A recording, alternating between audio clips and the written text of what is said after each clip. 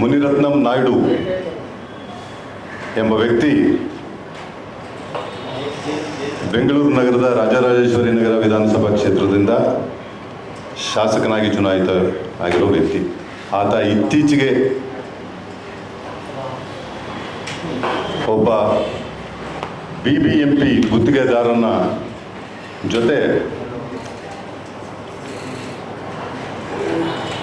ಕೊಲೆ ಬೆದರಿಕೆ, ಲೂಟಿ, ವಸೂಲಿ ಸಂಬಂಧ ನಡೆಸ್ತಾ ಇರೋ ಮಾತುಕತೆ ಸಂದರ್ಭದಲ್ಲಿ ಬಳಸಿದ ಎನ್ನಲಾದ ದಲಿತ ಹಾಗೂ ಅಸ್ಪೃಶ್ಯ ಜಾತಿ ಕುರಿತಂತೆ ಆಡಿರೋ ಅತ್ಯಂತ ಕೀಳುಮಟ್ಟದ ಮಾತುಗಳು ಅಸ್ಪೃಶ್ಯ ಸಮುದಾಯದ ಮನಸ್ಸಿಗೆ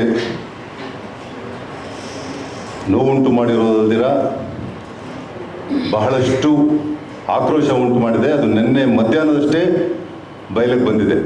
ಇತ್ತೀಚೆಗೆ ರಾಜ್ಯದಲ್ಲಿ ಕೆಲವೊಂದು ದುಷ್ಟಶಕ್ತಿಗಳು ಹಣ ಮತ್ತು ತೋಲ್ಬಲದಿಂದ ಮಾತ್ರನೇ,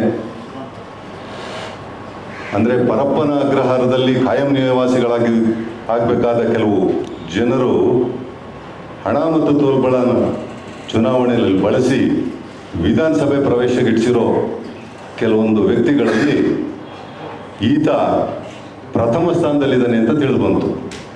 ಆತ ಹಿನ್ನೆಲೆಯೇ ಇದು. ಬೆದರಿಕೆ, ಲೂಟಿ, ವಂಚನೆ, ಕೊಲೆ ಪ್ರಯತ್ನ, ಈ ಥರ ಎಲ್ಲ ಆಪಾದನೆಗಳು ಇವನು ಹಣೆಪಟ್ಟಿನಲ್ಲಿದೆ. ಎಷ್ಟೊಂದು ಸಾವಿರಾರು ಸಂಖ್ಯೆಯಲ್ಲಿ ದಾಖಲಾಗದೆ ಹೋಗ್ಬಿಟ್ಟಿದೆ.